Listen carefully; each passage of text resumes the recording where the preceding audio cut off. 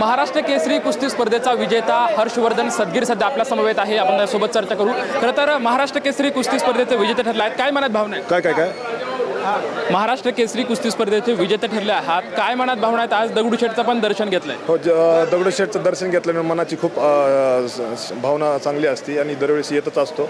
आणि महाराष्ट्र केसरी किताब एवढा मोठा जिंकला आहे दुसऱ्यांदा आणि खूप मोठ्या प्रमाणात बक्षीस पण दिले गेले. खूप मोठा आनंद आहे. तर डबल महाराष्ट्र केसरी कुस्ती स्पर्धेतले खरं तर महाराष्ट्र केसरी ठरलेले तुम्ही 7वे मल्ल ठरलात, पैलवान ठरलात. मात्र यापूर्वी तुम्ही ज्यावेळेस महाराष्ट्र केसरी ठरला होतात त्यावेळेस नोकरीची अपेक्षा तुमची पूर्ण झाली नव्हती. आता काय मनात भावना आहेत? तुम्ही गादी स्पर्धेमध्ये सुद्धा निवृत्तीची घोषणा केलेली. नक्कीच मी ज्यावेळेस महाराष्ट्र केसरी झालो त्यावेळेस मी अपेक्षा व्यक्त केली होती सरकारकडे की मला कोणती तरी एक छोटी कवायना नोकरी सरकारकडून मिळावी, कोणती जी असेल ती.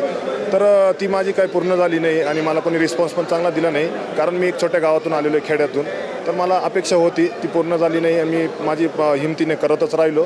तर मी त्यावेळेस ती भावना व्यक्त केली आणि की मी पण मॅटवरती कुस्ती खेळू शकत नाही. पण ती सर्वस्व निर्णय माझा, मी ती बोललो. पण मग ते निर्णय सगळे आमचे गुरुवर यांचा असेल पुढचा. पहिल्यांदा महाराष्ट्र केसरी झाला त्यावेळेस कुठल्या नेत्याला भेटला होता आणि त्यांच्याकडून अपेक्षाची पूर्तता झाली नव्हती? जवळपास त्यावेळेस मुख्यमंत्री त्यांना पण भेटलो होतो. त्याच्यानंतर एकनाथ शिंदे साहेब असतील, दादा भुसे साहेब असतील, जवळपास बरेच यांना भेटलो होतो. हो, काकासाहेब पवारच्या तालमीतले आहात. महेंद्र गायकवाड पण तुमच्या तालमीतला. कुस्ती खेळत असताना महेंद्र खूप आक्रमक झालेला होता. त्या कृतीकडे कसं बघता खिलाडूवरती? खरं तर तो मी त्याला लहान भाऊ समजतो. तो मला भाऊ दादाशिवाय बोलत नाही कधी. आणि जी कुस्ती असते त्यावेळेस पूर्णपणे बॉडी वॉर्मअप असते आणि ही रिॲक्शन वगैरे छोटी मोठी होत राहते. त्याचं मी काय मनावर घेतलं नाही लावून. हो, आता पुढची काय भूमिका असणार आहे? काय नाही, गुरुवर जसं बोलतील त्याच्यानुसार मी आपलं पुढं. थँक्यू. महाराष्ट्र केसरी कुस्ती स्पर्धा जिंकलेलो आहे आणि मनात खूप आनंद आहे.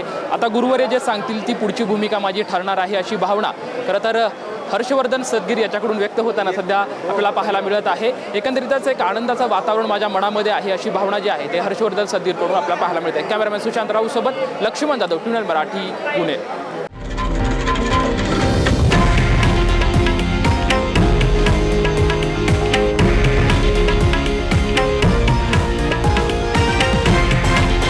हे आहे देशातील नंबर 1 न्यूज नेटवर्क आणि आपण पाहत आहात TV9 मराठी, एकमेव.